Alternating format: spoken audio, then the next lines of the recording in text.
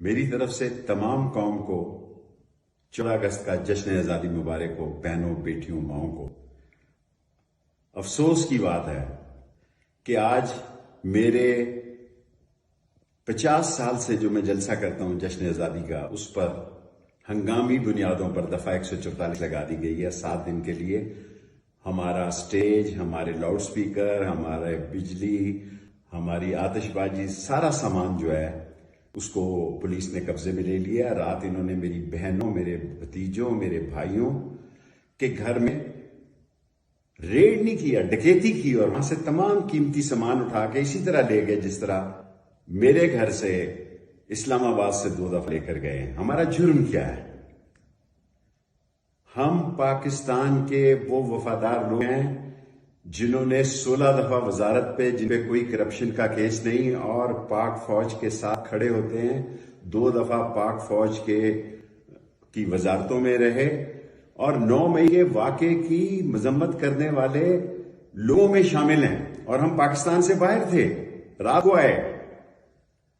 اور لیکن یہ بات کہنا چاہتے ہیں کہ خدا کے لیے غریب کے حالات کو سمجھیں۔ میں انوار اللہ کاکڑ صاحب کو بھی فون کرنے لگا تھا کہ ہمارے ساتھ بڑی زیادتی ہو رہی ہے، لیکن کیونکہ ہمارے جو اہل تشیع حضرات ہیں ان کے ساتھ امام زین العابدین کے دن کی احترام اور حرمت کے لیے ہم نے فیصلہ کیا کہ 11:10 پر ہم نے یہ فنکشن ختم کر دینا ہے۔ آپ سوچیں کہ اس ملک میں 160 سے 180 روپے انہوں نے آٹا کیا، انہوں نے بجلی 50 سے 60 روپے فی یونٹ کی، اس ملک میں لسانی، اقتصادی، سماجی، معاشی بحران پیدا کیا، غریب مر گیا، گلی محلے میں لوٹ مار شامل ہے، اور آج ملک الیکشن کی طرف جا رہا ہے، اور ریاست عوام کا نام ہے۔ ریاست کسی اور چیز کا نام نہیں۔ عوام مضبوط ہیں، خوشحال ہیں، ساتھ ہیں تو پاکستان مضبوط اور خوشحال ہے۔ اگر عوام خفا ہیں تو ملک کے مسائل ہیں، اور وہ لوگ جو پاکستان میں طرح طرح کی باتیں کرتے ہیں۔ جب میں کہتا تھا نون سے شین نکلے گی تو آپ میرا مذاق اڑاتے تھے۔ میں کہتا تھا جتنے نام اخباروں میں آ رہے ہیں، ٹی وی پہ آ رہے ہیں، ان میں سے کوئی نام نگران وزیر اعظم کا نہیں آئے گا، آپ لوگ میرا مذاق اڑا رہے تھے۔ اور میں آج بھی یہ بات کہنا چاہتا ہوں، میں نسلیوں اصلیوں صرف دوستی نبھا رہا ہوں۔ میری ایک سیٹ جو ہے صرف جمالی صاحب کے کام آئی، وہ میرے ایک ووٹ سے ولسن کی طرح وزیر اعظم بنے۔ میں ایک ووٹ کی قلم دوات کی سیاست پر اپنی پارٹی میں سیاست کرتا ہوں، لیکن جن لوگوں سے آپ کو کسی نے غلط مشورہ دیا، پریس کانفرنس سے کروائی، ان کو اس قابل ہی نہیں چھوڑا کہ وہ عوام کے جانے کی پوزیشن میں ہو۔ مرد بھی ہوتا ہے جو حالات کا مقابلہ کرتا ہے، چٹان کی طرف ڈٹ جاتا ہے، نسلی اور اصلی ہوتا ہے، اور سچ بات منہ پہ کہتا ہے۔ سچ بات یہی ہے کہ اس ملک میں 16 مہینوں میں جو ظلم و ستم، لوٹ مار اور جو کرپشن اور ممبروں کی خرید و فروخت ہوئی، آپ اندازہ کریں کہ پاکستان کے وزیر اعظم کے نام کی پریس کانفرنس راجہ ریاض صاحب نے کی ہے، جو موجود تھے سندھ ہاؤس میں، جہاں ممبروں کی خرید و فروخت کی منڈی لگی گئی۔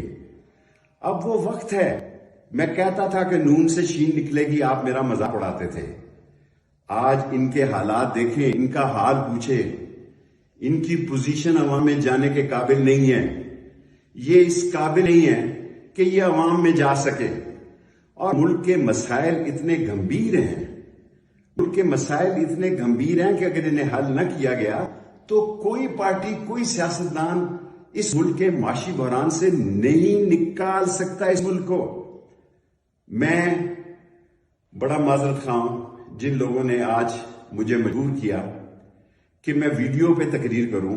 اگر میں اب جاؤں لال حویلی تو میں جا سکتا ہوں، اس میں کیا ہوگا کہ یہاں 9 محرم کو پہلے ایک دفعہ بہت بڑا خون خرابہ ہوا تھا، جسے میں نے، لال حویلی نے آگے بڑھ کے جان پہ کھیل کے، کیونکہ میں سمجھتا ہوں کہ ہر شخص کو حق حاصل ہے کہ اپنے عقیدے کا احترام کرے اور دوسرے کے عقیدے کو نہ چھیڑے۔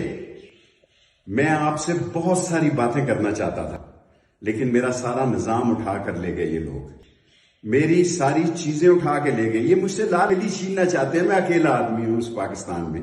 اگر میری کسی سے غلطی ہو گئی ہو, غیبت ہو گئی ہو, تو مجھے معاف کر دیا جائے. میں اکیلا انسان پاکستان میں اللہ اور اس کے نبی کا جھنڈا بلند کرنے والا آدمی ہوں. میں نے ایوب خان کی جیل دیکھی, اس میں کوئی ظلم و ستم نہیں تھا. پورے 7 بجے ناشتہ ملتا تھا, حالانکہ قلعہ تھا وہ. یحییٰ خان میں میرا کورٹ مارشل ہوا, ہری پور جیل میں میں سکول ٹیچر تھا. ختم نبوت میں 2 دفعہ قید ہوا, 1 سال. ہر جگہ انسانی سلوک کیے گئے. اور یہی نہیں, کلاشنکوف کیس میں مجھے 7 سال سزا دی گئی جو میں نے بھاولپور میں کاٹی. لیکن تمام اصولوں کو مد نظر رکھا گیا. آج آئین کو پامال کر دیا گیا. یہ کہہ رہے تھے کہ نواز شریف آ رہا ہے. میں ان کو کہتا تھا وہ نہیں آئے گا, یہ لوگ نواز شریف کو دھوکہ دے رہے ہیں. سپریم کورٹ کا فیصلہ آ گیا ہے, ستمبر ہوگا. بہت سارے فیصلے آئیں گے. اور اگر آپ نے ریلیف بھی لینی ہو تو اس مہینے میں ہی آپ لے سکتے ہیں, جو کہ آپ کو ملنی نہیں ہے. آپ اس ملک میں جو آپ نے 13 پارٹیوں کا ایک جمعہ بازار لگایا تھا, ایک جگتو فرنٹ بنایا تھا, اس کا ستیہ ناش ہو گیا. ایمل کاسی نے کیا بیان دیا ہے, مینگر صاحب نے کیا بیان دیا ہے.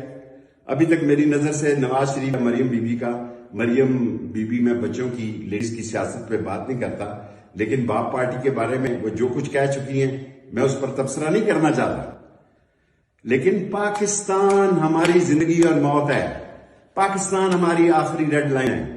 پاکستان کے لیے ہم نے جینا ہے اور مرنا ہے, اور اللہ اور اس کے نبی کا جھنڈا بلند کرنا ہے. لیکن یہ جو دبئی میں میٹنگیں کر رہے تھے, یہ جو سعودی عرب میں میٹنگیں کر رہے تھے, سارے پاکستان کے صحافیوں کو میرے ان سے بہت اچھے تعلق ہیں. 4 دفعہ میں انفارمیشن منسٹر رہا, 16 دفعہ میں 4 دفعہ انفارمیشن یا 3 دفعہ رہا. جتنے نام انہوں نے دیے بطور نگران وزیر اعظم, کوئی ایک صحافی بتایا جو یہ کہے کہ میرا نام درست نکلا.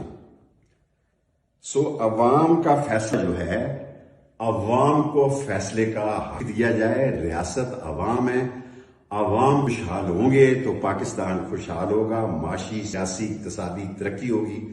ورنہ آپ اس بحران اور بھونچال میں پھنس جائیں گے کہ پاکستان اور پاکستان کی 24 کروڑ لوگ, اور میں الیکشن کمیشن کو بھی کہنا چاہتا ہوں, اور میں جناب انوار اللہ کاک صاحب سے بھی کہنا چاہتا ہوں, آسانی سے 90 دن میں الیکشن ہو جاتے ہیں. مردم شماری کے تحت کرائیں, مردم شماری کے بغیر کرائیں, لیکن الیکشن کرائیں. الیکشن کرائیں گے تو ساری دنیا میں آپ کا وقار بھی بلند ہوگا. IMF کی خیرات اور زکوٰۃ اور جو ہدیہ آپ کو ملنا وہ بھی ملے گا, اور دنیا بھی آپ کی مدد کرے گی. یہ کہا جا رہا ہے کہ ہمارے دوست, ہم جغرافی میں اتنی اہم جگہ پہ ہیں کہ چین ہمارا عظیم دوست ہے, سعودی عرب ہمارا بھائی ہے, UAE ہے. ہم ان دوستی کو کبھی بھی دھوکہ نہیں دے سکتے. ہم اپنے آپ کو دھوکہ دے رہے ہیں کہ اپنی معیشت کو اپنے پاؤں پہ کھڑا نہیں کر رہے. میں تقریر بہت لمبی کرنا چاہتا تھا, لیکن کیونکہ میرا اہل تشیع سے معاہدہ ہوا ہے کہ ان کے جلوس سے پہلے میں اپنی بات چیت ختم کر دوں گا. اب میں ٹویٹر پر, پہلے میں نے یہ سوشل میڈیا استعمال نہیں کیا. سارے پاکستانیوں کو کہتا ہوں کہ میرے ٹویٹر پر اگر آپ کے پاس وقت ہو تو آئیں. میں ٹویٹر کے ذریعے سیاست کرنا چاہتا ہوں. میں لڑائی جھگڑے کا قائل نہیں, اور میں ایک اہم اعلان کرنا چاہتا ہوں. وہ اہم اعلان یہ ہے کہ میں اسی تقریر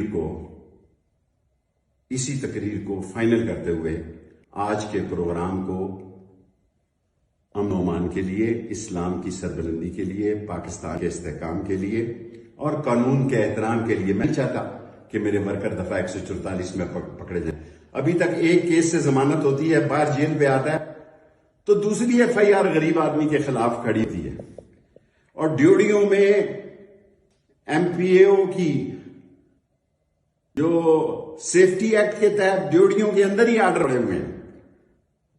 عدلیہ کا مذاق اڑا دیا گیا ہے. میری گاڑیاں, میری گھڑی, میرے کیمرے, میرے پیسے, سب جو اشفاق وڑائچ اور اشتیاق فیض صاحب جو ہے وہ ایک دن ان کو دینے ہوں گے, قانون کے تحت دینے ہوں گے. میں پاکستانیوں, آج میرا دل دکھ رہا ہے، دل خون کے آنسو رو رہا ہے کہ آج ہم جشن آزادی نہیں منا رہے اور اس کو منسوخ کر رہے ہیں۔ ہر آدمی اپنے گلے میں جھانکے کہ ان حالات میں جشن آزادی منانا کتنا ضروری ہے، کیونکہ اس سے پاک فوج کے امیج کو، عزت اور وقار کو، شہیدوں کے عزت اور وقار کو بلندی ملتی ہے۔ اور سارا راولپنڈی اس میں 50 سال سے شامل ہوتا ہے، لیکن میں بھاری دل سے آج کے اس جلسے کو ختم کرنے کا اعلان کرتا ہوں، اور کوئی امن و امان کی خلاف ورزی نہ ہو۔ آپ لوگ سب اپنے گھروں میں جائیں، اگر زندگی رہی تو اگلا سال اس سے بھی زیادہ جوش، ولولہ، تنتنا، دبدبا، ہمہ، عزت اور وقار اور جذبہ شہادت سے منائیں گے۔ اگر ہم زندے رہے تو پاکستان کا جھنڈا انشاءاللہ بلند کریں گے۔ اسلام زندہ باد، پاکستان زندہ باد، پاکستان کے عوام زندہ باد۔